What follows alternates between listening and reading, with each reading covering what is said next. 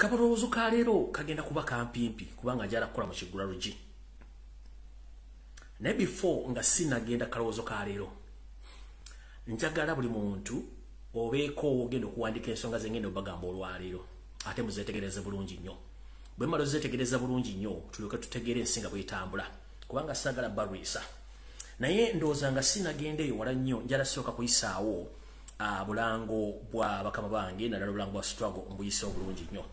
Era okusookera ddala njala kusooka kuyisaawo akalango kano. Wonna bannayuganda abawangalya mu ggwanga erya Canada mbulamusizzaako nga bulijjo njala batuusako obubaka buno.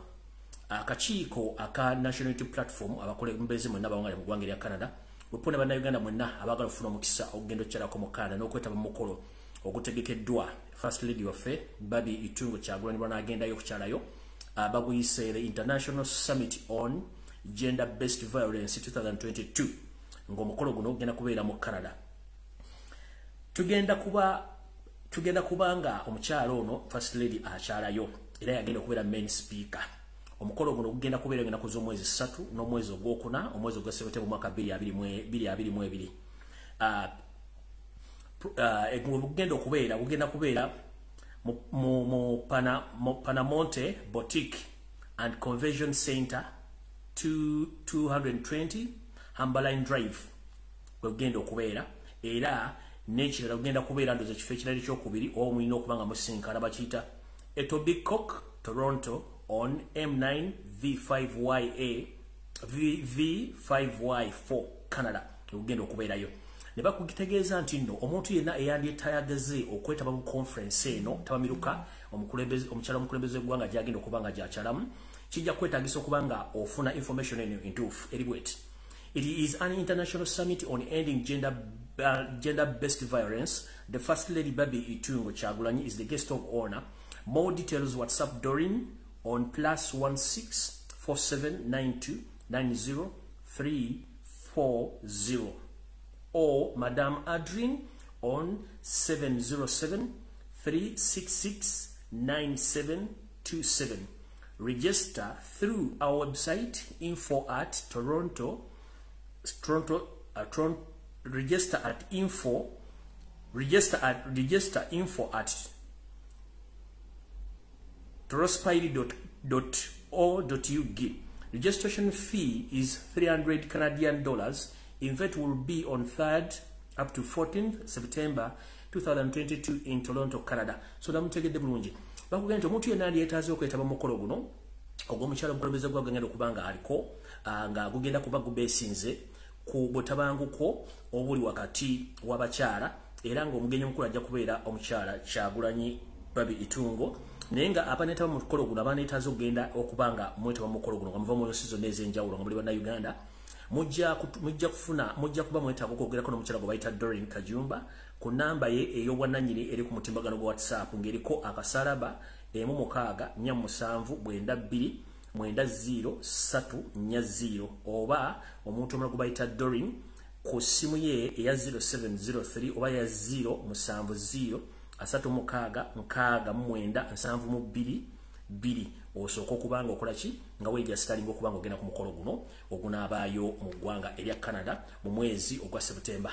Bwe nva kwakono ne ŋŋenda akalango akokubiri. Mwenna bannayuganda bawangalya mu ggwanga erya Amerika mutegeezebwa nti ejja kubaayo okwekalakaasa okw'emirembe okutali kwa ffujjo nga kuteekeddwa ennaku z'omwezi 28 omwezi ogwa Maayi nga guno nno omulamwa omutuufu gwa kuresistinga Muhoozi Project. Say no to Muhoozi Project and the violation of human rights. Kunga.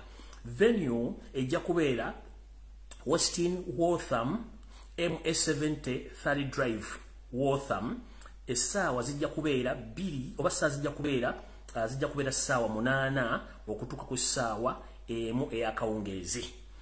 Tugezaako okulanga tutegeeza abantu bano basobole okubanga bategeeza bannayuganda bonna bawangalya mu ggwanga erya Amerika nti twagala kukomya effujjo n'ejjoogo eriri mu bukulembeze obwefuutiise mu bantu bannayuganda batayagala ng'era tugeza okulwanyisa projekiti ya Muhoozi okuba nti etambula mu ggwanga erya Amerika. Muno tujja kuba tulwanyisa projekiti ez'omukulu gwe bayita Artigo Mande agent wa NRM ono nno ng'abeera Texas yagezaako nnyo okuba nti aorganizinga bisemina ne convention eby'ekiyaaye era nga bino biri Boston gye bigenda okubeera so nno buli ontawula ekintu kyonna ekiriko omukulu ono gwe bayita Atigo Manda Atigo manya nti nno kiba kikyalo era nga waliwo ekiconvention kye bayita Uganda Diaspora Culture and Tourism Events era kino omwami we Manda Atigo yakiri bulungi nnyo so kiri gy'oligo mu Uganda okugenda oba butagenda naye ng'ekikulu kiri nti buli gye mutta mugenda mu bintu bino nga bana basajja babitegese aba gavumenti kiba kitegeeza nti owagira obutujju okutta abantu n'okubawamba so nno mubeere begendereza nga mugenda mu nsonga ezo obuluno obulanga omma bukomezaawo mba ngenze ku nsonga entuufu eyandeese ensonga entuufu eyandeese njala tandika n'ekigulalo gikyaleero mu kigulalo gikyaleero njala mutagingire omukulu gwe bayita amanyi mu Uganda music ono nga tannajja owabavubuka bano ababa na Uganda bayimba music nazo edda twalinangawo ebibiina byakadonkamu tulina ebibiina bino biyimba music omulungi omuseeneekerevu nga tuwulira amaloboozi endongezaawula amaloboozi ag'enjawulo mu bibiina bwe twalinamu ekibiina kya Lukwata Gita Singers naye kati ennaku zino ekigambo Lukwata tugenda kikozesa nnyo ddala ku basajja abeefuddemu mu kukwata abakazi nga babakaka akaboozi ak'ekikulu so no njala muntagingire omukulu ono kubayita Muhoozi Kanyirugaba oba Muhoozi Laaga naye yali registering mu kibiina kya Lukwata Gita Singers omu Lukwata ekikwata abakazi by force ate nga nakyo kikyamu muntagingire omuvubuka eyeyita Frank Kasumba yagenda ku radio atabanka ayogera biri ne muteeko video njala abereko njala muntagingire sete bahoro tabasala mutano wakale kyensi yarembezede nsanga bisiba abereko video eno kubanga ye mukulu akulira Lukwata Gita Singers yabakwasi Lukwata Gita Singers kubanga mwana mujimu abakungozi so ono Lukwata Junior wabanga yakwata omukazi ate nga sigwe guso kitegeeza yagujja ku omuze yagujja ku ngozi Renso nga nekitalo tunajjukira byafaayo nga ze okutabangula eggwanga Uganda yasoka kwagala kufuna kufuna bya buwangwa bya Buganda nagezaako nnyo abalagirira n'abambejja ne bagaana okutuusa lwe yasanga omukyala omubobevu omukyala omutennyo omugenzi kati bambi Allah yamujjula bakati namujjula gwe yasobola okuba nti akonvisinga n'asobola omutwala kati abakulu abasinga balaba omukyala ono omumbejja balowooza nti ono yazze n'ono akoleki asobola okuba nti bamutuusaako emikolo okuba nti asobola okuba nga wamba eggwanga kumbe tebamanya nti baali beereetedde ekizibu era omukyalo ono bomumbejja ono munnange bw'atyo bwe yamala okutambuza Museveni mu ngeri zonna ezisoboka ate n'amala Museveni n'amwefuulira era n'akwata omukyalo n'amutuusako ogobulisa maanyi omukyalo ono yagenda okudda mu makaago okutegeeza bbaawe bambi omukyalo nti yasobola kuba nti agumiikiriza ekintu kino eky'okumutuusako ogobulisa maanyi ng'omumbejja ono yali ayitibwa Ntale ya Bwera yali mukyala omulungi omugogofu Kalaala nga mumanyi abambejja ba Buganda yali mukyala omulungi omugogofu Kalaala naye lwokuba nti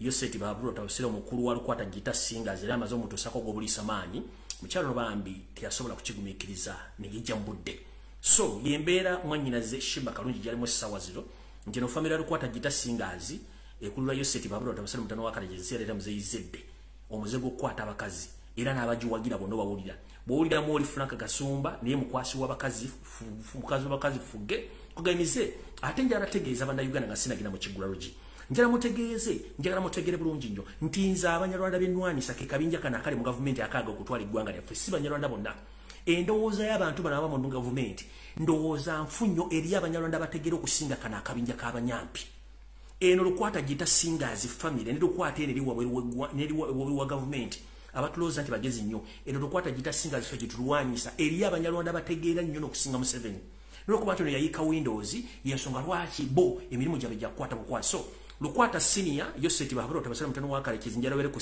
video eno ne Lukwata Junior Lukwata Muhoozi Kanyirugaba njala bere ku video eno mbabulira history owa Lukwata Senior gwe yatuusa ku mumbejja wa Buganda eyamutuusa ku mpewo n'emisambwa gya Buganda ate n'amaana amwefuira n'amukwata omukyala eyali omumbejja Kalaala eyali omumbejja Kalaala gwe yatuusako ogobulisa maanyi Ntale ya Bwera era naye bwe yavaayo eyo kintu kyamusukako n'agamba no sire bwengera kigamba bba wange omukyala ono yejja mbudde kyembagambye nti mwannyinaze Shimba Kalungi ayinza okuba kyayolekedde essaawa zino olw'okuba nti bamusindikira gwe tuyita babysitter era kyovula Muhoozi project yayimiriramu tekyatambula due to the fact nti Muhoozi Laaga Lukwata Junior alina stress ba depression olw'okuba twamulabisa nti yakwata Shimba Kalungi kati stress zimutambula ekyobola ne babysitter gwe basindikira Shimba naye ali awo atambula matankane kuba naye y'omu kuba ali mu Lukwata Gita Singers omukulu ono Barugahara Lukwata naye yomu kabinja kakwata abakazi era nga ne ku university balinga akyakola degree ye ate ne gyatakola bulungi bamukolera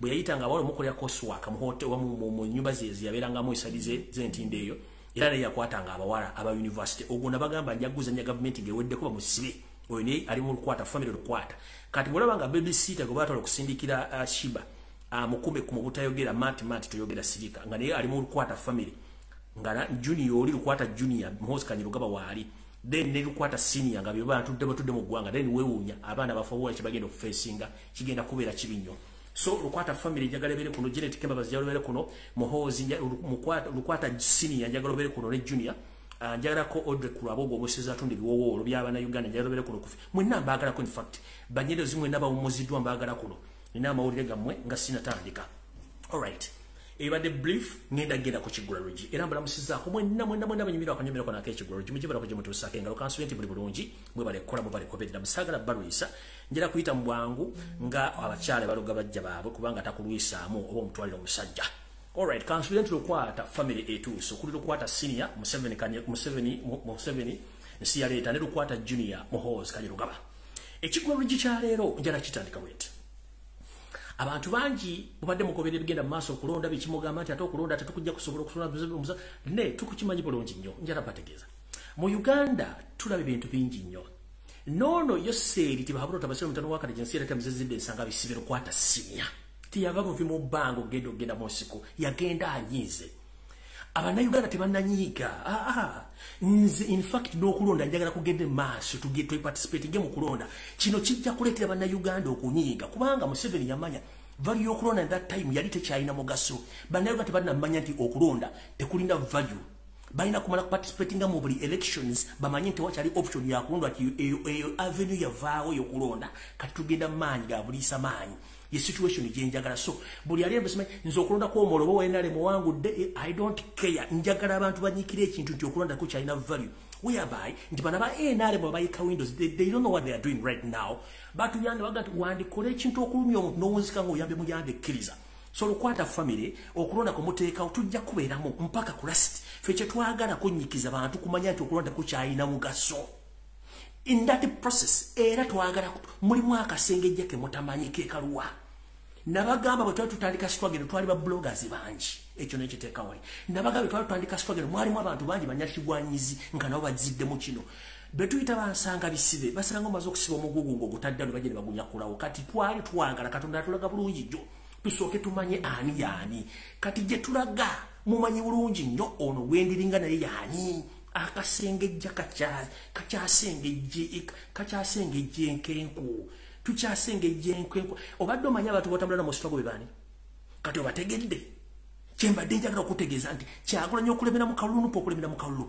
tukyazuula abantu bakoowu okutuuka okukwata kye balina okukwata ekisembayo oba tebanatuuka kunyiga kusembayo kubanga okulonda kuno kwe tuyita okuyitamu okutegeeza bana Uganda nti tewakyaliwo regimu erona okulonda kukyasobola kubeerawo kubanga kwakiyaaye then balyoke banyiige buli tebananyiiga kuba this is a process kati ate n'ekiraba tudda mu struggle ne mu nuupu tulina okumanya abantu abali bazze mu struggle bonna baali baagala nkyukakyuka obala baali bansanga bisibe ennamba esinga obungi baali bansanga bisibe era kyobala nti abantu abasinga baali bakola ekintu kino nga baagala bifo positions whereby abatafuna position banyiiga fe abaali ku mulama nga twagala nsi kukyukakyuka we don't care the outcomes oba mukulu oba omukulembeze agenze mu state house oba tagenze mu state house we shall stay in struggle mpaka last kyetuliko kati abo bonna bansanga bisi baali bazze mu struggle bagenda bwewagukako weebuuze omuntu aganda ali mu opposition ng'ataga yali awagira Kyagulanyi bwebanga avuma Kyagulanyi yali akolanga ani akasengejja kakyasengejja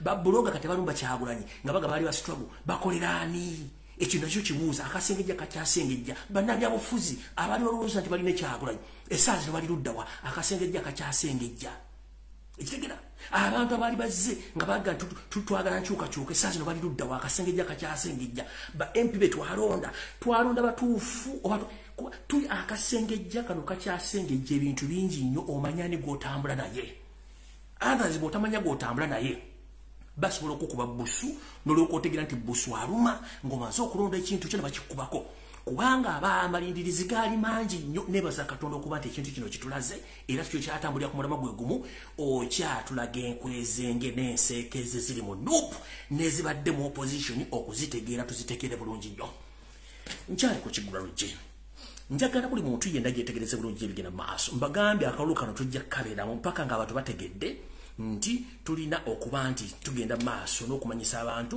nti okulonda tekukyalina mugaso ng'abantu bategedde Radi Terubusa monteekateeka namutaayika yo seeti bahabula otabasana mutano wa Kalekezi Lukwata senior nga batudde wamu ne Lukwata junior ne bateekateeka muganda waabwe retired Kano Kizabesi Kifeefe aje yekalakasa ekiki ekigendererwa olw'okuba twabategeeza nti Kifeefe state agent era y'omu ku bantu abatasobola kugenda lukwingi kukolerayo demonstration kebere ya mbuzi ng'erinnyira embuzi ginnaayo nkyeddamu repeat it retired Kano Kizabesi gitwa muzala mu Buganda muzala mu Kampala but tagendangako wabere okwingira kuteekayo demonstration kebere ng'awagira mbuzi n'ambuzi nga zeerinnyira he never go there kubanga bakimanyi nti wali ekinyusi balina kuttisa abaana bannambira kubabuzaabuza yesobola kiba mu stage nano Buganda tasobola genda lukungira kukola demonstration never here lwaki kubanga kino ekintu kiteeketeeke kiringa ekiri mu Biblia munne nga mugamba nti akasajja tukatadde buli koona ebakaganya okuva tukoze tukafuna gendo tandika okwekalakaasa olw'emiwendo gy'ebintu ebirinya y'omu ku basaplayinga government amafuta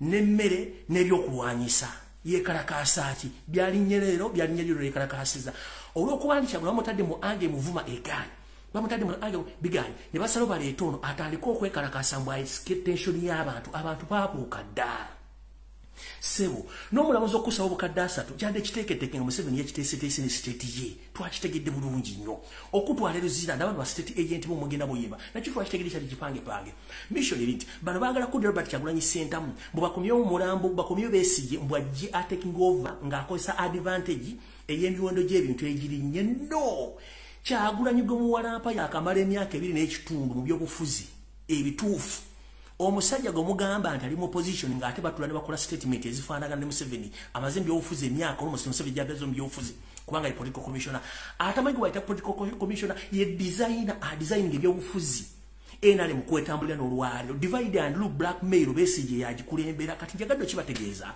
nti kano kadde kakolebwa mutwaliro zira asobola okufuna sympathy mbw akomewo yensonga lwaki media zonna Museveni yazisasula okubanga azirumba Robert Kyagulanyi sentamu okukyaza bakaddeyideyi bonna batambula ku radio ne TV mukimanye nti bwetubanga tetuli mu nomo sessions radio station ogenda okusabako program it cost a lot of money TV station ogenda okusabako program it cost a lot of money whatsoever political whatsoever economical whatsoever social zonna zino kubanga zisasuddwa obanga ziri sponsored njera kubabuuza zonna political show is more about Kyagulanyi Center who sponsors those shows on TV and radio station nobody because the state pays direct to the owners or to the CEO of those media stations in Uganda ndoza mutegedde bulungi sagala muntu asigala mu kirasi eno njera bategeeza bulungi ekyo nga kiwedde ndoza mulaba bakulu abagenda batambula ku mitimbagano gabamba Kyagulanyi ndagata Kyagulanyi yassa abantu asiza abantu sincerely speaking musije tulimu iyo kutegeeza abantu n'okubagula obwongo Kyagulanyi ayine mundu nedda Kyagulanyi ayine komera nedda ani atta abantu yo seeri Lukwata senior ne mutabani we Lukwata junior Muhoozi Kanyirugaba yo batta abantu so kati atobuuza olina ku social media simanyi Kyagulanyi yasiza abaana b'abantu munnange tannassa ku baana b'abantu Museveni kenyirigo mukole yassa abaana b'abantu ekirala twali Katonda ayagala atulage ani mu struggle muno ekyo nga tukimaze omukulu ono agamba nti ye yasinga okutegeera mu Banyarwanda munnange si yasinga okutegeera akaseera kituyita time kirungi nnyo kubanga olinda n'otegeera omuntu mutuufu yaani omusajja ono azanya emizanyo mingi nnyo omuli okubuzaabuza abantu nga yeefula simanyi motivation speaker ng'ate naye yennyini yeetaaga okumotivatinga afune empisa z'omu bantu n'okumanya bikyayo byayogera tulina ekintu kimu essaazi nekitambula ku social media bavuma Nuupu bavuma Kyagulanyi bavuma Lumbuye nze golubomba ntona kyogenda kunzijjako ekivumo tekikutula ggumba twabimanyira the system gye nasooka okusoma who is Museveni nensoma system eyabasibira mu bwa gye bakozesa okuvunza nze essaawa zino bwe ngenda ku fayiro ze zonna ziriko nti ndi mutujjo ani yabiwandiika yo seeri Lukwata senior ne junior Lukwata Muhoozi Kanyirugaba kati ekyo sifaayo kubanga nkimanyi mwaddugaza nini ngere mukikola kati musobola okuddugaza amanya gaffe naye ensi eraba yensonga lwaki ensi ebalaba waliwo ebuuzizaako omukulu ono eyita Frank Gashumba lwaki atambula ku leseseni nga ayogera ku mukyala wa Kyagulanyi Babi Itungo wulira emboozi eri bweti omusajja ono munange emirimu gye bakola egy'okwebuzabuza ng'abafukana bana abantu egonna mazzi dewewe mulimu ogugenda okwawukanya omukyala wa Kyagulanyi ku Kyagulanyi ng'amugamba munange babi va ku musajja omuganda tana kyagenda kukolera ffe tuli Banyarwanda nakugambye gwe musajja gwe Abanyarwanda bategeera nnyo n'okusinga in fact oyinza okuba toli Munyarwanda ng'olina simena gy'ova Abanyarwanda bategeera okusinga basinga obungi kati mukulu wabyo omanyi bali bakusindise ogenda mu convincing sina kindi omukwano mukyuse kati batosobola kulabira omukazi makaago otwale babyo n'omusobola babiri mozini oba Lamborghini gy'otasobola kati gwe agendo yawukanye obuulire kyova nti atambula wana babi kubanga akimanyi nti ye mu mentality ye yalina okukyusa obwongo bwa babi amugende mbona oli mukyala Munyarwanda waki wesi bakasajja akaganda that's why atambula ku TV ayogera ku muka Kyagulanyi tosobola kwogera ku mukazi oba ebigambo bikana byaggwawo ebigambo bikono binda kubanga brain is a monkey tosobola kuba tulina ky'osobola ekintu ky'osobola kiri ekintu kimu okimanyi bulungi gwe kintu ky'osobola kiri ekintu kimu otambula ogera ku babi Kyagulanyi tolina mukazi gwosobola kwogerako kubanga bakutuma mission oyawukanya babi ku Kyagulanyi kyagana kubanga omukazi alina obwongo obusinga kyenkugambye nti waliwo abasajja Abanyarwanda abasiru nga ggwe nga mulina lukwata senior mu 7 ne lukwata junior mu hozi kanyiruga bakwata abakazi kira kye kimune mu office yo badde okwatirangamu abakazi yisobola kyubakane ku mwana onomufunisa olubuto n'olujjamu period kati njala bategeeza mwenda tebakulya sente okuvuma noop kisasulye kubanga TV radio station zatandise n'okuwandika emitwe gigamba nti Kyagulanyi akyusa ddi awayo ddi obukulembeze ng'aludde mu bukulembeze kati mune n'owulira nga n'omutwe gukugeja noga kankireke munange Kyagulanyi yakamala emyaka eyakamala omwaka gumu nga president wa Numpo yagala akyusa obukulembeze kuva the constitution esoma kito kimanyi ne muwandiise Kyagulanyi kubanga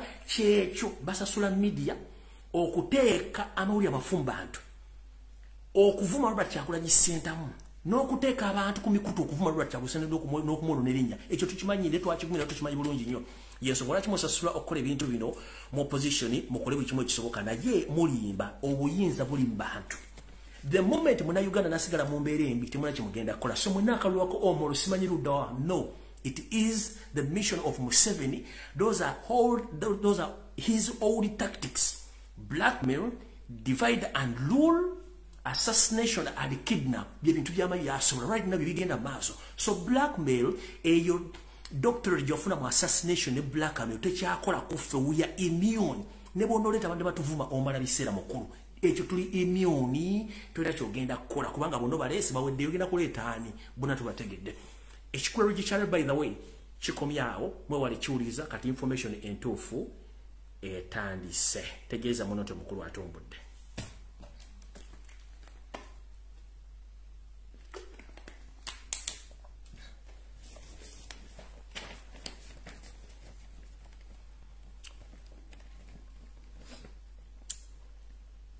ntandise bwente Bannayuganda mwenna abali mu Uganda balamusizaako n'abali weri w'eggwanga kansubire nti buli bulungi mwebale kukola kansubire nti gitambula bulungi wetwongerera essaawa zino nga bwe navayo babegane babuulira ebigenda mu maaso mu ggwanga si birungi nnyo era nga njagala okubaza Mukama Katonda Ddunda Namugereka atakuumira mpeera era ng'atuwa obulamu kansooke mbayimbiremu akayimba kano kato just 1 minute kagamba kati nti Katonda weebale nnyo Katonda weebalire nja kukwebazanga emirembe gyonna nja kukwebazanga obuteddiza nti obulamu bwompadde ku nsi kuno buli weebwani kyayi Mukama zaabumpa kwebaza ntya kubanga obuwangazi bwa kapa obuwangazi bw'emmese bulabisa ku ddiba lyaki lya kapa munnange temulwana n'abantu bano kitya wetwogerera essaawa zino Yoseti babula tawasere mutano wakalekeze nsi ate msenzede saga bisibe naye nnaku zaazibalira ku ngalo ekirwadde kimbali embirizi lwakwekaza ng'afuuka anaaba nego mulaba yali ayimirira obulungi busimbaalaala kati ayimirira alinga gwe bataddemu enkondo kitegeeza buli olunaku lugenda okweyongera nga yeewesemu ati yekinakomekerezanga enkoona yegasse ku buki ku bulenge wansi kitegeeza ki buli lunaku yeyongera kwesimba bwati eyali yesimba busimbalala bwati agenda abange ekitooke bwati ene enkoona ekkirira egenda kwegatta kabina wansi kitegeeza ki kitegeeza abasajja bagenda ekyo ng'okimaze mu nsi nabagamba twetaaga amapeesa matono nnyo akagenda okuvaawo mwe muliyo Seri Lukwata senior ne mutowe Jerusalem Sarakanda na kwesazi ne wetuogerera nafuna ko information bamukulubuso mujjeyo ne bamuletaano wentudde wenyiri ne bamukanika ne kyagaana omulu egense byofuna omukulu no yaziddwa ku butakeeka era nga ali makage galuga je batakiriza muntu wadde omulema wadde ayina liyisire ettulu okutuuka mutuuka ku wadde omubuuza ekibuuzo kyonna kubanga naye ekimbe kimbala embirizi muba muhagala kye kisinga kaawo kyembagambye nti Katonda yeebalege nja kumwebazanga emirembe gyonna nja kumwebazanga obuteddiza abalabe bange bandabisiza ku nsi kuno yandibadde abalabisaani njayi Mukama bandaze nkwebazanga kitegeeza eyabalula esiridde oli ali n'olumbe lumbala embirizi ebyenda biri bwero natera okugenda ono yali ayimiranga ayimiridde bwati busimbalala atandise okweweta buli kumulaba yeweta kati enenkona kasenekona kabina kiba kitegeeza kawedde mungane pressure bwekyajja kubanga ekijja temukimanyi ntandise bweti wetwogerera essaawa zino oluvannyuma lw'okubaleetera eggulire nti Museveni Yoseti Bahorota Museveni ensi yaleeta muzeze nesanga bisibe Lukwata senior ono nga naye mukwasi simukwasi musajja asula mpigi ku bikondo nga amawulire ganasembye okufuna olwaliro gategeeza nti bajjenero mwenna abagenda okuwummuzibwa mwebereremu kubanga wetwogerera mwenna abasinga obungi si kye kyabadde ekiteeketeeka okuwummuzibwa era nga mu meeting gye mwabaddemu mu Ame Barracks Embuya abasinga obungi mwateesezza nti lwaki Yoseri abakako kuwummula nga si mwe wataddeyo kuwummula kwammwe olw'ensonga Yoseri akimanyi nti mwebuzaabuza ne mulaga ka simayiro aka plastic simayiro ng'akabangereza bukakulaga ku kisaawe ng'ogenda okuyingira obanga bagenda kugaana okuyingira n'akulaga nti asinisa otunnyo kumbe akugaana kikyogenda kufuna wetwogerera essaawa zino ba Army Generals abasinga obungi bonna naddala bali ku lukalo n'okufulumizibwa n'abali kyali mu magye Museveni akimanyi lunye nti tewali mujjeno yenna ayinza kukubira mutabani we saluti oba mukkiriza dde avudde mu magye bagasigaddemu wetwogerera enamba esinga obunene y'aba Generals eri mu under house arrest nti bali mbusibe obwali busibe obwembagirawo mayumba gaabwe nga tebakkiriza dde okutambula oyo gwe mulaba nga atambula yandibanga bamukweka okuba nti ajja okubalaga mu public nti bwali atambula nenga otogera basinga obungi balina mbuya basibe abalala bali makaaga basinga obungi nga tebakkiriza kufuluma wadde okwetoola olw'ensonga nti bakizudde nti omwami ono akakola akagendere ng'embuzi ekogga nti abawummuze nenga ekigendwa kyabwe kyakubatta naye nno njagala bagamba ng'obudde bukyali nti ekituufu kiri nti mission yasayiningiddwa mwenda bagenda kujja omu ku omu olw'ensonga Museveni akimanyi tekuli muntu yenna ayinza kukkiriza mutabani we Muhoozi Kanyarupama Lukwata Junior okufuga eggwanga Uganda olw'ensonga nti yakimanyi mumusekera kye tuyita makwekansamo nenga akimanyi mujja kwefulira mutabani we so nga ate naye atandise okwewota ng'enkota eneetera okukoonora tugenze mu maaso ekyasali musalemba gambye nti wene erumbala embirizi essala muzongere mu bulungi nnyo ngero mwepika musokola okutegeeza abantu okulonda kukyalina mugaso tugenda okutuuka wali nga kigenze mu maaso kimaze okwedomula kati wano wali okulina okukomba essowaani wendaga munange njala tegeeza bannayuganda mwena bali mu diaspora n'abali waka nga nenda bugisi mufundize genda ojje ensimbi zo mu banka nkiddamu genda ojje ensimbi zo mu banka yonna gy'olimu nabagamba ekittavu kya Uganda kye tuta Central Reserve tekikyalina dde ensimbi zonna bazibba muno mwe muli ensimbi enkalu n'ensimbi ez'ensibo eziri mu bitole gatagamba nga gold ne diamonds byonna babibbamu naye bategeeza nti ensimbi za Uganda zonna eziyingizibwa mu misolo zonna zikuŋŋaanyizibwa ba SFC bazikuŋŋaanya zitwala ku Okero House Bank of Uganda ensonga lwaki teyita governor lwali tulibuusa banka emu yaggaddewo nga tekyasobola kufuna bakasitoma kuddukanya business mu Uganda kitegeeza banyanyini abagibaddemu n'ensimbi zaabwe kapati tebakyalina kye basobola kugamba nsi ne gavumenti bwete bwetegese okutandika okubba ensimbi zammwe ku account ekyo kibagambidde ebbanga ddene ensimbi bagenda zijja ku account zammwe zibayita dormant account naye nga teri dormant account kubanga account yo nobeereko ensimbi kitegeeza ensimbi ekuziinako nnyinizo kati bano baagala tandika kubbako sente olw'ensonga bakulaki tebalina sente ekirala waliwo kye tuyita inflation jala kibategeeza nga ngenda okutandika information entuufu mukitegere bulungi nnyo kubanza omulimu gwange kubategeeza information eryoka ngenda ku kintu ekirala nga nena bugisimufungiza amawulire nnamangi njagala kubayisa mu budde ekigambo kye bayita inflation abasinga obungi mulowooza nti kya muniino naye gwagamba ntoli mu byabufuzi era wabituwa bikoowa kino ekintu kikukwatako bulungi ekigambo inflation kinyonyolwa kitya kyekino wano nkyoka kikunyonyola mu luzungu leero kyoka nkikuddiza mu Luganda. Inflation is a measure of the rate of rising prices of goods and services in an economy. Inflation can occur when prices rises due to increase in production costs such as raw materials and wages. A surge in demand for production services can cause inflation as consumers willing to pay more for their products. Ekivunwati nti ekigambo inflation kuno nno kwe kubanga okulinnyisa oba kyekimu ku ngeri ebintu ebikozesebwa mu bulamu bwa bulijjo gye birinnyamu emiwendo n'empeereza y'ebintu mu makampuni oba mu ggwanga gyeva mu ngalo za gavumenti netandika okulinyisa emiwendo. Kino era kirabikira ne mu kulinya n'okulinya kw'ensimbi mu bintu ebikozesebwa oba mu bintu ebikozesebwa okufulumya ebintu ebikozesebwa mu bulamu bwa bulijjo kyetuyita raw materials. Katugambe nga sabbuuni nebiba nga tebiriiwo ng'ate ababyetaaga babeera bangi, kitegeeza nti ebintu bino bigenda kuviirako emiwendo gy'ebintu okulinya ebyo bigonda bikola ki bikozesebwa mu bulamu bwa bulijjo. Kino kituluse luddawa wetwogere essaawa zino mu Uganda ebintu bigenda kulinnya emiwendo olw'ensonga nti bano abasajja bakikola kagendere ng'omukadde akogga nti ebintu ebisinga nabaga babikwese ate be bantu ababikola babikwese olw'ensonga nti baagala ssente gye tebalina musolo. Kino kigenda kuleeta obuzibu mu Uganda olw'ensonga nti ekintu kyobadde ogula 10 kigenda kugula kasanvu, kyobadde ogula kasanvu kigenda kugula 4 kigenda kuddako ki kigenda kuleetera okuba nti ensimbi z'olina zigenda kuba tekikyasobola kuyamba olw'ensonga namwe balina ssente ku akawunti njala mukitegeere bulungi nnyo nti waliwo obuzibu mwolekedde bwe butya. Buli lwonobeera ne miliyoni ku akawunti nga waliwo inflation waliwo nekiyitwa devaluation kivuunulwa nti gwe mutendera ensimbi ez'eggwanga nga Uganda gye zitandikamu okufa oba okutandika okunaabuukamu mu ngeri etalina kigendererwa nga tuzigerageranye n'ensimbi ez'amawanga gatuliraanye oba ensimbi z'amawanga ag'ebweru.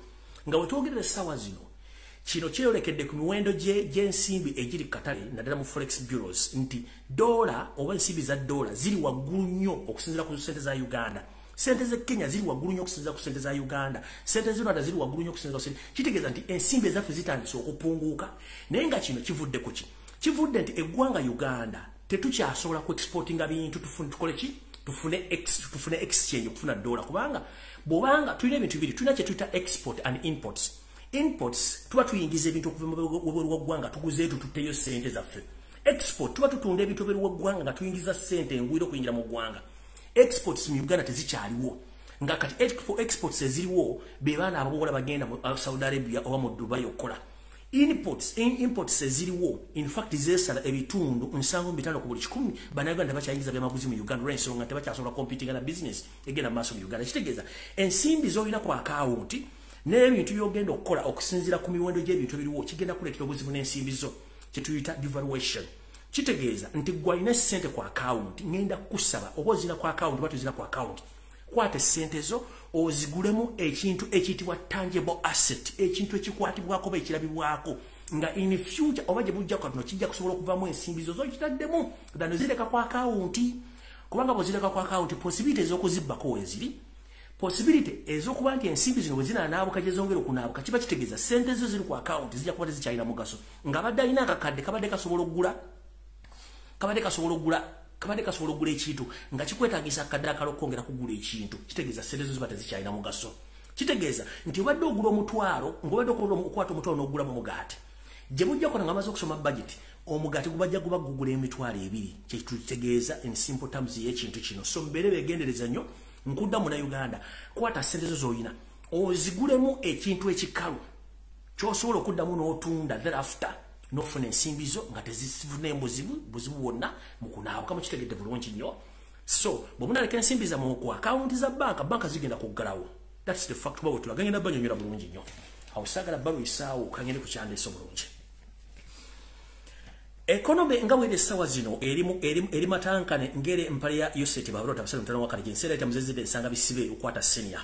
Nga wetwogerera bateekateeka okusoma budget y'eggwanga oba embalirira y'eggwanga naye ng'ekituufu essente zino ze bagenda okusomera mu budget ento ziriiwo era nga mwala Minister of Finance ateekerateekera eggwanga mu byenfuna oba ebyenfuna nga yennyini ebigambo byayogera tebikwatagana olw'ensonga basobeddwa ewakane mu kibira gye bagezaako okwewola ensimbi mu mawanga gasinga obungi omuli World Bank babagoba omuli IMF yabagoba bagenze mu nsi ezisinga obungi zibagobye nga ne Museveni yali ataddeyo okusaba kwe mu Arab Contract Bank okubawola ensimbi yabagambye nti tetujja kusobola bawa nsimbi kubanga temukyasobola kusasula mabanja makadde gababanjibwa tujja bawala nsimbi butyo Yoseri nakubira mukwano gwe amama ababazi olwokuba nti yali yafumbiza muwala we nga mufumbiza mutabani wa Ramaphosa namukubira kasimu namugamba gamba mukwano gwo asobola tuwole ensimbi tuzise mu economy tujazimudiza in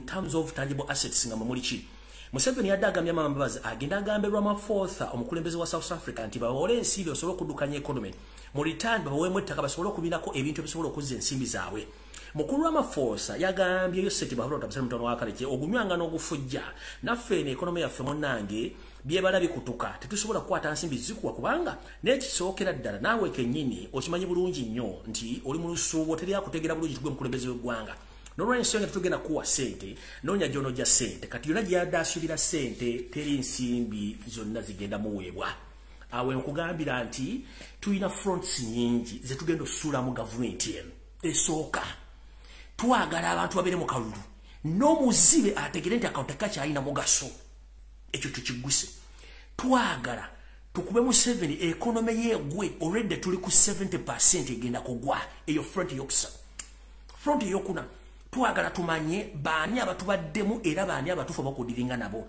gye muvudde ko tubadde n'abantu bangi nga tuluza nti bali mu struggle kumbe tebali mu struggle bali mbyawe nabo twagala kubamanya ani tugende okutuuka okuyiwa ekintu kino nga Kyagulanyi ali safe nga ne Uganda ali safe tumanyane okukwata ne okusiba nani okuzza ebintu byaffe ekyo nakyo mwekitegedde kati front zonna tuzikwate abawandikira banki ez'enjawulo abawandikira bantu basekinomu abawandikira ebitongole by'enjawulo mu kikole bulungi nnyo kubanga front nyingi nnyo eyakalulu twagala n'omuzibe n'omukasiru asobola okwogera nti wo ebyokulonda no tetubisobola tubivuddemu nga option lwaki kutandika kozesa kibuli naye kyeyakozesa kubanga nupu yakamala byofuzi emyaka 3 tolina nsonga gyogenda kuba abantu kyogenda kutandika kulwana nga tolina subsidio point gyoga nti tugenda kubesinga kweno kati subsidio point gyotwagala kusinzirako yeeno nti okulonda abantu bakutegedde kukyalina mugaso tolina gwogenda forcinga kwekalakaasa oba kugenda mu nsiko no buli muntu ajja kwereeta yekka nga nenda bugisimufungize ekisooka ekoloma egudde teri muntu agenda kuba nga takyasobola kulya oba kutwala mwana ku ssomero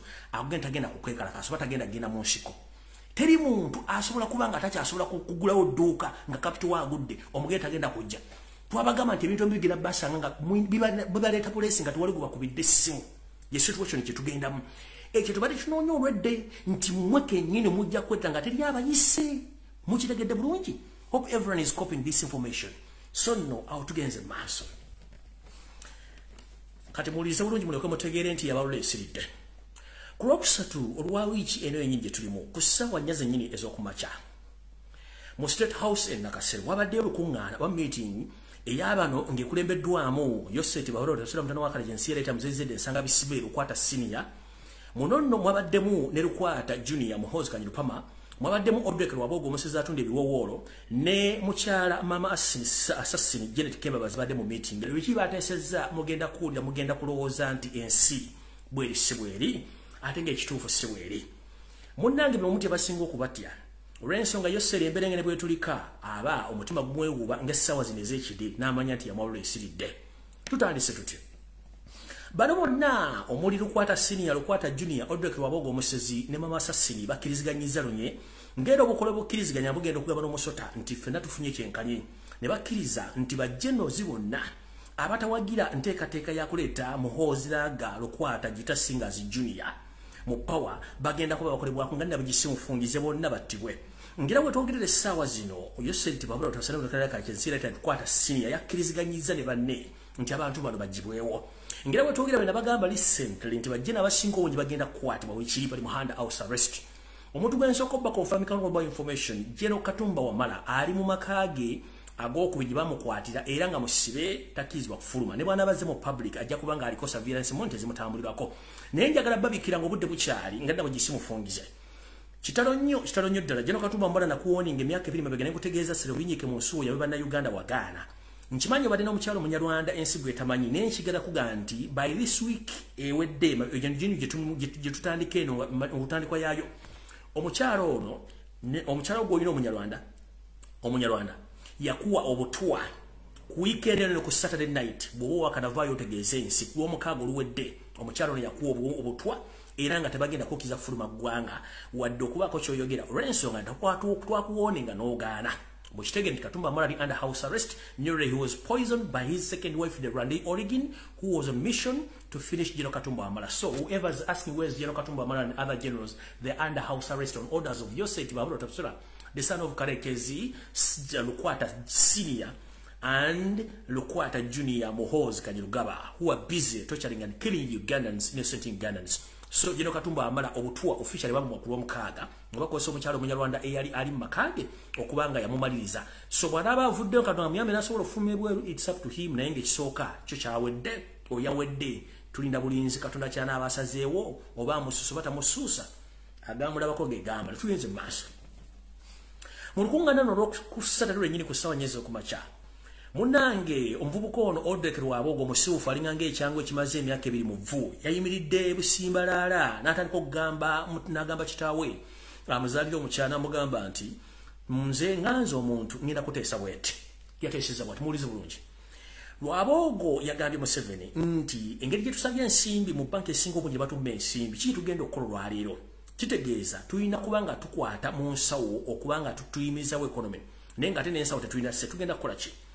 Odrek Rwabogo omusiufu alinga ekyango kimaze emyaka 7 mu vvu yagambye Museveni tulina okulinnyisa emisolo ku buli kintu kyonna ekiri mu ggwanga tusobole okunyigiriza bannayuganda okufuna ensimbi okwetoola eggwanga lyonna. Era njala bagamba nti ono yagambye nti tugenda kuteekawo buli musolo ogusoboka okunyigiriza bannayuganda tugulinnyise tusobole okuba ntufuna ensimbi eziddukanya eggwanga. Yoseri n'amugamba tugenda kikola tutya. Onaamugamba tugenda kulinnyisa ebintu byonna emisolo tubirinnyise era tusobole okubanga tunyigiza bannayuganda basobole okusasula ssente zino esobola okuddukanya ki okuddukanya government. Olw'ensonga IMF yatumye ssente, World Bank yatumye ssente, Arab Contractor Bank yatumye ssente, wepo ne Ramaphosa yatwefuulira tagenda tuwa ssente.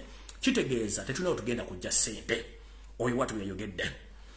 Era mu ngeri eyazeeko eyakanyoomonyomo Rwabogo yazzemu n'agamba nti tulina okugezaako nga bwe tusobola okutandika okukendeeza ku nnamba ya public servant ba public workers mu bitongole bino wammanga byengenda okumenya. Era bamawulirawo kye tuyita reshuffle oba kye tuyita okuwummuza abatuuze oba bannayuganda mu bitongole bino ebyenjawulo temulowooza nti kintu kya muzannyo bagenda kikola bati. Mu Ministry of Education oba Ministry y'enjigiriza mwerinde bagenda tandika okuwummuza abakozi mu Ministry of Education nga nabo gisimu ofungize. Mu Ministry of Health bagenda tandika okuwummuza abakozi nga nabo gisimu ofungize. Mu poliisi ekuma abannayuganda naye bagenda tandika okuwummuza abannayuganda mu ngeri eteewoola era nga tebagenda basasula nsimbi. Mu office gye bagamba y'obukulembeze bw'eggwanga mwenna basinga obungi bagenda bawummuza naddala nga toli munyarwanda asavinga government ya Yosete Tubasira Mutamala Kalaikizi. Era njagala bategeeza mwenna bannayuganda abakolera abali mu presidential office ng'obadde toli munyarwanda toli mu ku bo weetegeke okubanga bakuweereza ebbaluwa okugamba nti munayo emirimu gyo gikomye wano olwaleero bwe tunatufunye ssente tujja kuddamu tukuyite olw'ensonga nti Odrek yasazeewo bwenna basinga obungi babagobe. Ndoza mukyanso kiraba nti abasawo basuubiza okwongeza obusaaba batandise okwekalakaasa olwali mwakitegedde bulungi abasomesa baddako mugenda kuwulira amagye poliisi na buli kimu mulyoke mutegeere nti omuzannyo gwe mulimu si gwammwe wabula gususse kutegeera kwa Museveni n'abantu be.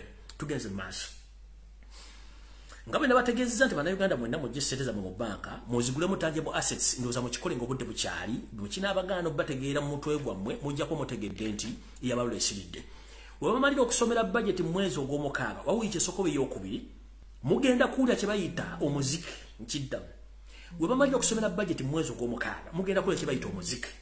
Ebintu bigenda kulinnya ku sipiidi eya waggulu nga tewali sipiidi egenda kuddirira okuggyako okubatandika obbaga nti buli omu yeenyweze ekintu kigenda kubanga kiridde omulisa yonna.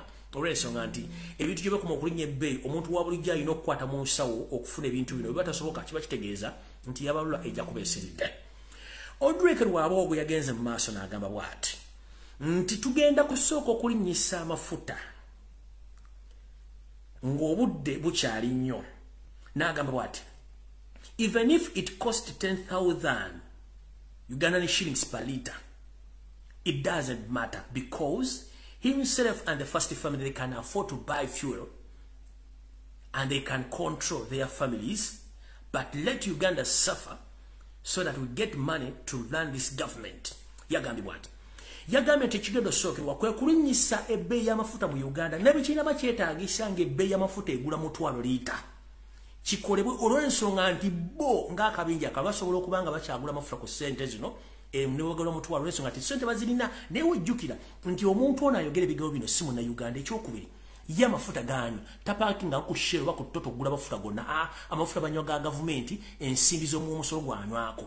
Kati ekyagenda okukola yabagamba balinyisa era njagala bagamba ng'obudde bukyali ku makya bw'omuntu yenna ayina emmotoka giteeke wakatandika otambuza ebigere bw'oba totambuza bigere tojja tegeera nti ensimbi amafuta tegagenda kukka weomadde okusomera budget bwe gategagenda sibira mu kasamo oba ku kanaana mujjagana mu kimotwe gwange kubanga nkimanyi bagenda galinyisa ono ke yayogedde omusezi atonda ebiwoolo nti even if it cost 10,000 per litre let it be because for us we can afford let them suffer and we hope they will purchase this fuel because for us we need money. We don't care about those fools and idiots. Yagambye tafaayo kuba siru n'abagwago banna Uganda kubanga twagala ssente kudduka ya gavumenti. Ekyo mukitegedde bulungi nnyo. Ekyamafuta kigenda kubanga kyo tekinaako gwe kisa wansi olwekuba nti omuvubuka ye prime minister omutuufu. Tugenze mu maaso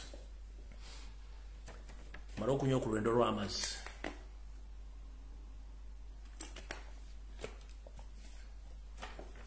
Alright.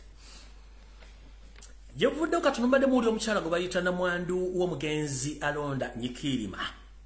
Omukyala ono abadde nnyo mu mawulire ne ku social media ng'omukyala ono ali mu kugula n'okusengula bannayuganda ddala Baganda ku ttaka lyabwe mu bitundu omuli Luweero, omuli Mubende, Kasanda ne Kiboga. Omukyala ono omukyala alonda Nyikirima state agent abadde akolerayo state bahabula otabasira mtono wakalekezi nsi yali namuzezedde okukwata senior okugoba abantu ku mataka nga n'ebyapa birina n'endagaano ezisinga obungi azirina abalala bagula batabagula. Munnange nno nga bwe tugamba nti ekiri atabala kyekiri n'asigadde waka mukyala alonda Nyikirima omugenzi namwandu njagala kukubikira nga n'obudde bukyali. Tugamba okalya ddala kaddadda enfunyo ogirira mu katiko wepone kulira mu kofini n'ekubwebwenda nga tosobola dda okwekyusa. Munnange ogenze mu maaso n'obba ettaka ly'Abaganda n'obagoba n'obalabisa ennaku basajja bato ne bakazi bato bakabakwaha ng'entulege ku ttaka ly'abajjajjaabwe ebyijja byabwe ne mbisenda emmere yaabwe ne mugisenda ne babula n'okuzza ne babula n'ekyekuzza eri omumwa ennyumba ne muzisenda n'okwogeka oluba nawo ne bwabalema. Wetwogerera essaawa zino mu bitundu bya Mubende, Luweero, Kasanda ne Kibuga Abaganda abasinga obungi bagobeddwa ku ttaka. Omukyala ono mukyala omugenzi alonda Nyikirima omulimu gwa Museveni abadde akukoze bulungi. Nawe twogerera nga bwe mbagambye nti Museveni bw'omukolera amala n'akugyawo mukyala oba namwandu walonda Nyikirima munnange njala kutegeeza nti obadde oyina house girl gw'okozesa ono state agent ng'akolera iso naawe mu wiiki eno yennyini omukyala ono yakuteredde obutwa mu mmere gye yakufumbidde era nga wetwogerera naawe osigazizza ebbanga ttono nnyo olw'ensonga Museveni ebiwandiiko byonna ebikwata ku ttaka byonna biwabbye ne biwadde byonna abirina. So nno tugamba nti nno wandikola ekintu okulumya omuntu n'owunzika ng'oyambe buyambe ekkiriza kati gobadde ogoba Baganda ku ttaka ng'era olitwala okolera Museveni naye amaze n'akugyawo ensonga tayagala kuleka bujulizi mabega nti gobadde omukolera.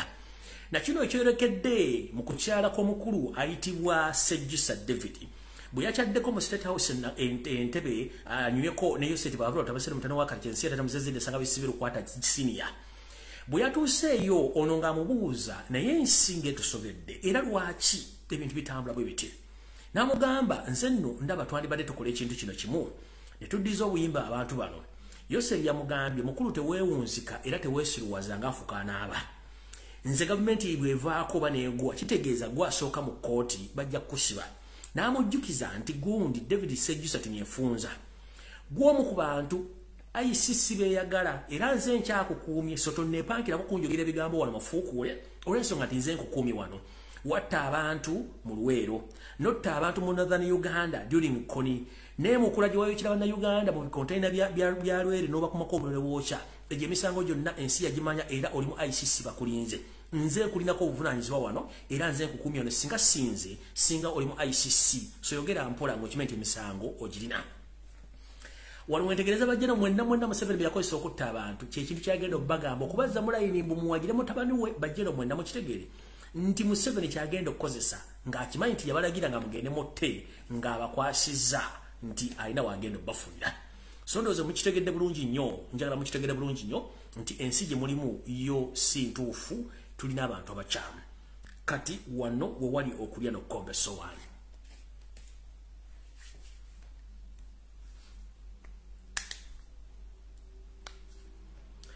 Gwe Munnayuganda ali eyo agamba nti oyagala enkyukakyuka. Kikyokoze. Gwe agamba Robert Kyagulanyi Ssentamu. In fact waliwo ebibuuzibuuzi bitambula mu diaspora n'ewaka. Simanyi sebo kati kambabuulire kiri bwe kiti amazima gali bwe gati. Omuntu ajja n'akugamba nti Lumbuye mukyamu soko mbuuze ye mu struggle akozeemu kyo yatambuza ekibuuzibuuzi. Omuntu ajja n'agamba Robert Kyagulanyi Ssentamu mukozi wa state ye mu struggle n'akozeemu ki. Oba myaka Museveni gyafugidde kikyayongedde ku ttafali y'abantu abonaabona. Museveni enfuga ye n'enkola ye yakubuzaabuza ofuge baawulemu. Gye buvuddeko teyagamba nti ngenda ku diffusinga people power mu diaspora. Bw'owulira ekigambo diffusing nti tulina amasannyalaze buli mumanyi Bitabuse. Bitabuse ebeera mu fuse. Fuse ewo gijja mu kiba kitegeeza amasannyalaze tegagenda kujja. Ekyo kyagezaako okukola nti diffuse okujja mu fuse oba mu main switch. Jukira main switch ezisinga eziri automatic amasannyalaze gakyankalana mu nju. Fuse ziri automatically zejjako. Bwe ziba ziremeddemu obeerawo ekizibu. Kati Museveni kyeyakola ayagala ku diffusinga noob in diaspora. Kati kwe kuleeta embuzi ezimu nakabege ezabitanga. Okubeera ku social media okutandika okuinvitinga ng'abantu ab'omu Robert Kyagulanyi Ssentamu nga bali ku payroll abo nabo gye bali. Kwe kuleeta abantu okutandika okuleeta diversions ez'enjawulo okubajja ku mulamu omutuufu ogwa struggle abo nabo gye bali. Njala kuddamu abantu abamu babadde boogera ebigambo biri wammanga. Nabagambye nti tewali kintu kizibu nga Museveni kyasinze kukola kwawula Bannayuganda na balowooza nti abantu abamu tebategeera era abantu tebali mu struggle. No. Omuntu akuleetera ekibuuzibuuzi mubuuze gwe mu struggle okozeewo ki kiwosooka omubuuza. Tutandise buti. Tukimanyirunye nti ekigambo federal y'enfuga eyettanirwa mu nsi yonna nti buli kitundu mu ggwanga kiba kisobola okwefuga nga kirina obwetwaze nga kisoloza emisolo ne gikola mu kitundu ekyo kyennyini nga tegigenze mu kitundu kirala. Naye federal system eno eyinza okuba ng'erinayo kye tuyita superior president nga president yafuga eggwanga naye nga buli kitundu kirina constitution yaakyo kirina amateeka kyesololeza emisolo gyo nga gikola mu kitundu ekyo. Katugamba nti mu Uganda tulina kye tuyita Odochi's report. Omusajja Odochi yali chief justice nga musajja mugezi nnyo. Yakola okunoonyereza okwenjawulo buli kitundu kyonna ekya Uganda nga babuuza bannaye mwandiyagadde enfuga ya federal. Ekintu kino Odochi yakinoonyereza n'akizuula nti at least ekitundu ekyalina ennamba entono eyakkiriza okufugibwa mu federal kyali kirina ebitundu 35 ku buli 100. Ebitundu bisigadde byonna ebisinga obungi byali mu bitundu 45 ku buli 100 nga Buganda yasembayo ng'erina ebitundu byali 55 ku buli 100 nga bakkiriza okubafuga mu nfuga eya federal. Odochi n'akwata lipooti eno n'agiwayo State Mahoro Tamusana Mutawaka n'amugamba nti okusinziira ku surveys enkoze Bannayuganda bonna bakkiriziganya luno ebitundu 89 ku buli 100 baagala enfuga ya federal nga kyali kikwasibwayo seeri okutwala ekiteeso ky'Odochi oba okunoonyeza kw'Odochi mu parliament bakiteeseeko bakiyiseeko akalulu Uganda efugirwe mu federal system buli kitundu nga kyefuga. Report yetu yagendayo kati report wati yagendayo nga yo serike nyiri mu Uganda yagitufutobaddeko yagamba nti yafuga nga atesigo balonda kiki oli akubuzaabuza mbu ayagala federal system of governance right now. No, federal system of governance tusobola ogifuna tutya ekisokera ddala nabagambye nti kasita tujjawo ono yo State Mahoro Tamusana Mutano wakala kyensi yatera muzizidde lukwata senior ensi tusobola okutuula nga amawanga agaaliwo nga Uganda efuna obwetwaze netukkiriziganya nti buli kitundu kitwala obwetwaze bwakyo kitya nti Bunyoro ngeri gyerina amafuta gaba ga Bunyoro eriwadde mbogatunda mu Busoga mu Bunyoro oba mu Ankole oba wano mu Buganda omusolo gwonna gwefuna amafuta ago guba gukola strictly mu Bunyoro nti Buganda erina abantu erina buli kimu omusolo guba mu Buganda gukola mu Buganda ne mu Northern ne mu East nti ebibuga ge balina bikola wabokka naye tetusobola kikola nga Yoseri kwali tulina kusooka kulwanyisa Yoseri so tosobola kwogera kigambo Fed right now ng'eyakiganda wabi. The only thing ensi kwesobola okuba nti yeetongola nga bwe nabagambye nti mwenna abagala federal system of governance mu Buganda kiri ekintu eki nabagambye nti Buganda yo nga yo yali nsi eyeetongodde nakati ekyali ensi yeetongodde wakuba nti baatufutubbalako. Buganda erina oluyimba erina bendeweera erina abantu benjogerako si Baganda njagala bannyonnyola bulungi abantu benjogerako si Baganda. Buganda ekyaza Abasoga ekyaza abanywankole ekyaza abalulu ne bagula ettaka ne bazimba ne babeerawo kye tuyita Buganda. Bwe njogera ku kigambo federal, Museveni yatuuka ekiseera n'akigandawaza nga buli gwagenda okwogera ekigambo federal nti ekyo kigambo ky'Abaganda, that's wrong. Kati gwalira tasobola kunyonyola bantu baga nti kigambo federal bwe tukyogera essaawa zino tekisoboka nga Museveni aliyo ng'ate kimanyi Museveni watwala mu State House afuna ba agenti bangi okutandika okudivertinga abantu. Ngera baga bannayuganda omuntu yina gomuddamu okulya nga anywa ekibozi kya federal right now oyo state agent nakulya Museveni. Kubanga Museveni bamuwa okunoonyereza nga bannayuganda ebitundu 80% baagala nfuga ya federal n'agaana. Kati gwajagala ogenda gijja nga Museveni afuga. Tulina kusooka kujjako Museveni ne tuddayo ku bika biri byonna ebyatuulanga batuwa obuyinza mu Uganda tusalewo ffenna nti buli mu kitundu kyefuge mu nfuga yakyo n'ensimbi eziva mu kitundu ekyo zikole mu kitundu ekyo tuyita federal system of governance. Naye tekisoboka ng'ono Yoseri waali alina sooka kuvaawo. Buganda particularly jonga ensi eyeetongodde erina omusango n'endagaano ze yakola yonga Buganda. Jukira Buganda tekolebwa Baganda bokka, mulimu abantu bangi nnyo era tewali muntu gwe basobola kuba mu Buganda singa ebeefunye okwetwala kwayo. N'Abaganda omusango gye guli musobola okunoonya bibiti wala wabulya kye kyaliwo nakyo ekituukawo singa omusango waaliwo era Museveni akitya nnyo nti Buganda egenda yokka kubanga akimanyi UN bwe beesazeewo nti Buganda omusango gutukiza okuwabira amagulu meeru n'okuwabira gavumenti z'abasajja abasibira bali mu Uganda kiba kimuweddeko. So no chebategeza. So right now we must concentrate how to remove Museveni. The rest will follow in Chidam. Let nobody confuse you. Our main focus is to remove dictator Yosef Bahuro Tamsana Mtanawa Kareches in Sierra Lukwata Senior from the power.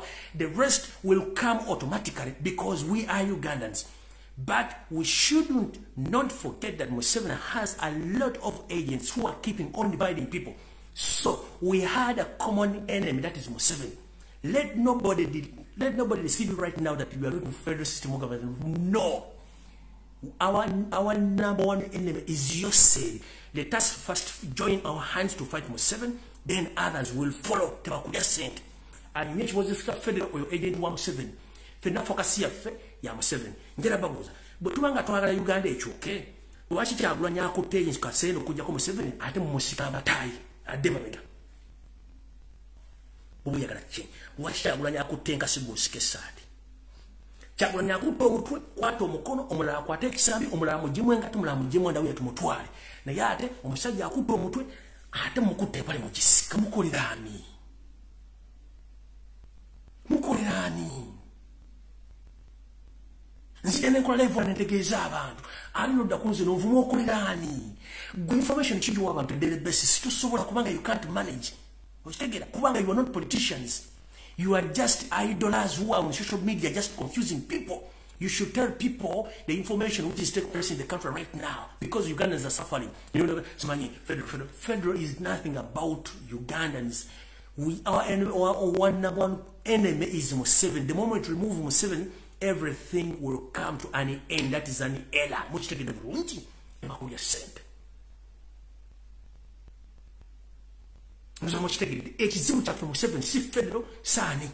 Kati gola bafuma kyagula imbo simanyi ne ali mu opposition. Oyo tutategana. Tomalira ku budde. Ate na kino kibagambe. Mu Uganda entegera FCM. Mulimu abantu bategera ku Mande, abalwa akubiri, abalwa akusatu. Neri abantu bategera full week. Kati bobo diringa ne community ngamba bategera lunaku lumulumu mu week. You will suffer. If you are dealing with the people who think once in the week, then you face a lot of problems. But for us, we want to deal with people who think the whole week, the whole month, throughout the year. But our problem is Museveni. Museveni is causing each and every catastrophe in Uganda, not federal. Federal is good, and federal magana ye. That's what that is my conclusion about that. The first priority is to remove the dictator in State House because he is not a Ugandan. The reason as to why this gentleman using our money, our natural resources to stay in power because he knows he is not a Ugandan. And his entire family, they are not Ugandans. That's why they mistreat Ugandans, they're killing Ugandans. Let me ask you one question. Of all East African countries, Uganda is the only country which imports human resource across other countries. Others, they are just taking professionals. But Uganda, because Museveni has a plan, depopulate the country, import foreigners to occupy Uganda. That is his mission right now. Depopulate the country, import foreigners to occupy. We twogenda bagulawo kampuni lunaku ezitwala bannayuganda bafulumye ebweru. Abaana we twogenda bali e Dubai abali mu surplus oba mbunja batalina mirimu. Loza wabera n'emitwalo egiwera esatu kati.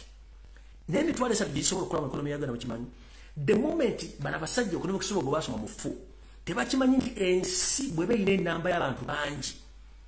The more the population or the more the consuming power, the more the economy moves on or the more the economy picks up. But right now, bannayuganda bafuluma eggwanga nga bafuire emindi ono ayingiza abanyarwanda. Kikakoleka mutanalaba.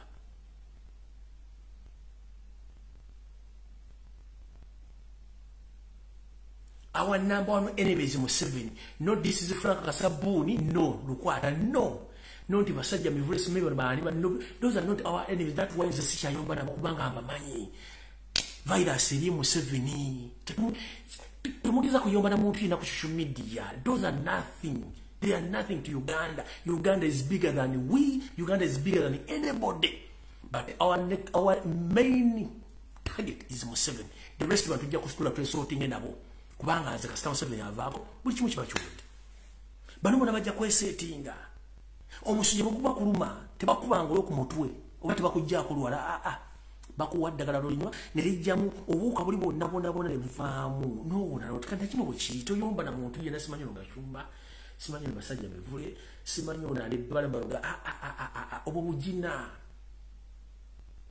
kukitegera kimwe kiti bw'oba otudde mu nnyumba ng'oli ku TV onyumira amawulire oba obuyimba n'essimu y'okyatinga amasannyalaze ne gavako busiu tewaba kintu kiddamu kukola ye sisitimu tujjemu fuse omulungi ffenna lumu nga tetuyawuddemu ne kati gwavuma Kyagulanyi essaawa zino amwogera amafuuko Esime State Agent okolera ani tulina gwokolera nze the reason as to why nwana n'abasajja bana bayita opposition kuba bamanyi Museveni manyi sisitimu bwagibala bwagitambuza okitegeera kubanga yasooka na penetrating abantu ba indigenous Ugandans n'abasigamu abantu baabwe ne bajja nga bamala buli kimu kigenda maaso mu ggwanga. So ne ku ensonga eyo njagala kubategeeza nti ku lunaku lwa Sunday Bulange Mengo ngenda kujja na program nga bulijjo naye njagala abasajja n'abakazi abeddira ekika kyengeye twegeko ku lunaku olwo kubanga nkitegeddeko nti mmwe ebusujja temukyalina wadde musobola kutuula wadde okukola omukolo. Ettaka lyonna lyatundibwa abasajja Abanyarwanda abasajja Abanyarwanda enki ensowole ezaleetebwa era yarategeeza bajjajjaffe bonna ab'ebika. System ya Museveni y'okusanyawo ebika bya Buganda n'Abaganda ekyagenda maaso era z'ensowole ezitulimu.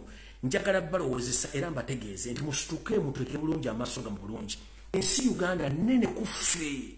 Bino bye tulwanira bazzukulu byaffe nze sengwaniranga nze nnwanira abaana bange n'abazzukulu bange.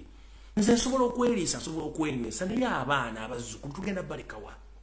Ila mwimbuuza Yoseri goloza musogera kuwangala emyaka emeka oli wesimba bulungi kale kandi soko otabo otolimira bote ene enkola egenda kola teno kabino genda kuba ogenzi oli mutowo agenda essaawa yonna ogenda kukola ki ate nga amapesa abiri ge twagala bwe gati before nga batabana situka nekyesobola kikola ne bajjawo very soon si wala nnyo bana basigadde bano buno bumpowooko naawe bimanyi bulungi nnyo emisango bagimanyi history avuddeyo buli kimu tukimanyi. Mukitegera bulungi buli kimu tukimanyi. So tumudda kuleka n'abantu ono muleke agende ku radio ayogere ng'azunga ng'Olwanda ajja tuuka akome kuba kibako ekikoma buli kintu kiba tandikwa ne temuddamu kuwaga shumba time. No, don't give that gentleman time because everything has a beginning, it has an end. So let him gospel around kubanga bamukozesa. The end of the day, he will get to know that it's too late for him to realize the truth that he was being used. The likes of those bloggers about social media, don't give them time. Just keep on to be able to struggle. Time is going to come. The public knows the truth. That's why I like to thank all Ugandans, more especially those people in Kampala, who didn't waste their time of saying that free Kizza Besigye because the state mafia. This game is just not easy as you think, because the people, they sit and they plan each and every game in the political arena in Uganda. So that gentleman, he had been a political commissioner since 1980s up to now. They sit, they design each and every move they're going to act. So we are tired of comedy. It's reality now. So whatever outcomes of the elections, it is good that for us, we want to make sure that all Ugandans get to know the real problem of Uganda, that Museveni is a problem, and they should know that elections in Uganda, they are useless totally. Also, they have to raise up very soon. Kubanga mutu wanyiga batayina option. That's what we are fighting for. If you don't have option, what is next? Because Museveni did the same. He tried the democratic way. He failed. He said, no, let us use force. So now we are heading towards no option end. The only option is to use the same mechanism which Jose used. Unfortunately for us, we have numbers. Secondly, we have well-trained soldiers who are just ready, waiting for the switch or for the button to be switched on. Then we start from. We have numbers. We have Ugandans, we have UPDF, and we have each and everything. Because even some members of the parliament of NRM ruling party, they are suffering. And let me guess, sooner or later, you will start hearing that MPs are crying because they haven't yet get their salaries.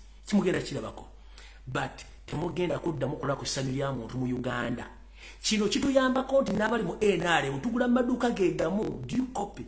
Kituyambako n'aba tunya taxes ezimu mafuta galinnya bajja kusafaringa kyekimu.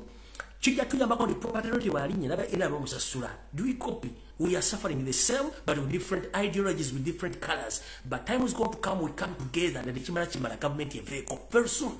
So not wait September.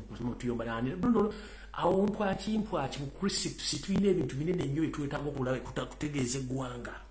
Mukitegera fena tulinse ne tulwanira mu chupa atwanyisa yali atunyenya buli kaseera kati yesawa tuve mu kunywenyenya tukole ekiddako.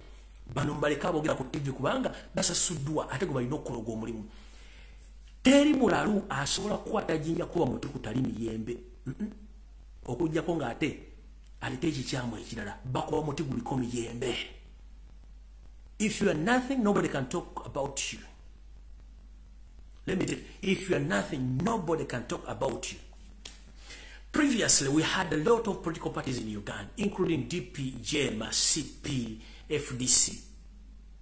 Have you ever heard anywhere the force which is right now on NUP that has ever appeared on other political parties? No.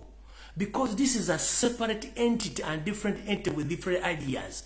The other parties, by our dominant state. Right now, the real opposition wali, that's why I'm going force. Remember, Bonava single wounds by state agent, our opposition.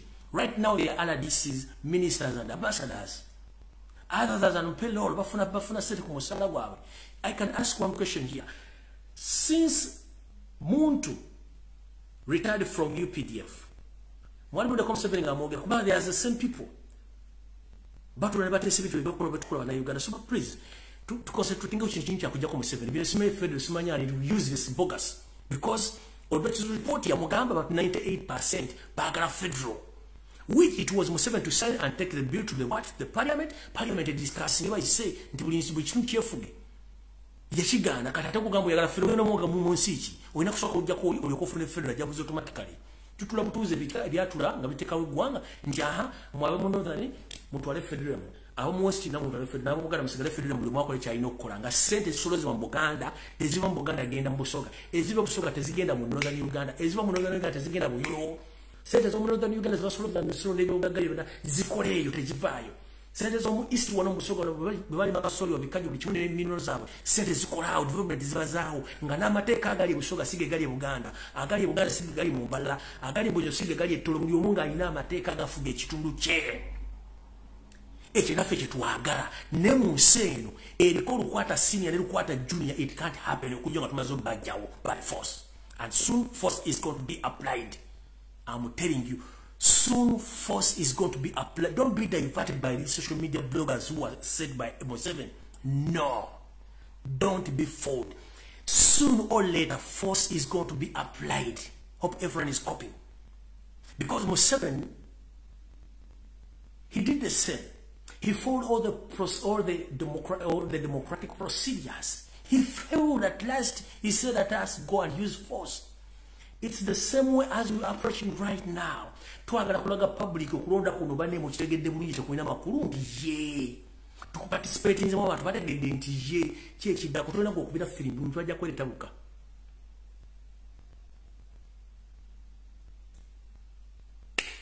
Mukaba 10 ampere tusinkane ku bulange mmengo ku Sunday sawa B. Mwenda abekika kyenge n'abakulu b'ebika mwenna mbagala ku video kubanga ntegeddeko obutaka bwa mataka gona bagamalawo gatundiddwa.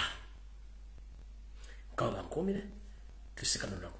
Omuntu asobola kufuna Facebook account yange oba page, please mbategeeze nti Facebook mu Uganda yakyankalalamu. Ayagala videos zino osobola zirumba ku YouTube channel yange eri manyaga Lumbuye Fred. You can subscribe. Nenga mbajukiza mwenna bana Uganda kambajukize ensonga zino. Ensonga ziri bbiri naddala abo mu America. Ngenda kusomesa 28 May mwezi guno. Resist Muhoozi Project. Say no to Muhoozi Project, to human rights violation. Kunga venue the Westin Waltham MA70 30 Drive Waltham sawa munana kusawa emu eyakawungezi mu nsi ya America erandoza mu kibuga Boston mwe bategezeza abeyo. So nemo matimu mwena bana Uganda bagala okugenda oba okubera mu kungana obujja kutegebwa banachuka bali mu gwanga ya Canada. Mbategeza International Summit on Gender-Based Violence 2022 ejja kubera mu gwanga ya Canada edanga ejja kuba etegekeddwa bana Uganda bawangalira eyo. Omugenyi omukulu ajja kubera Babi Itungo Kyagulanyi ngenda kuzo mwezi 3 mpaka 4 September 2022. This summit will end with gender-based violence. First Lady Babi Itungo Kyagulanyi is the guest of honor. More details, please WhatsApp Madame Doreen on +16 479290 or Adrian on 0703 669727 or register through our website info@torospider.org. Okwewandisa kwa $3 eza Canada. Event will be on 3rd up to 4th September 2022 in Toronto, Canada. Mukaba 13 ampera nze ne bwente makati tusikane ku Sunday. Mukaba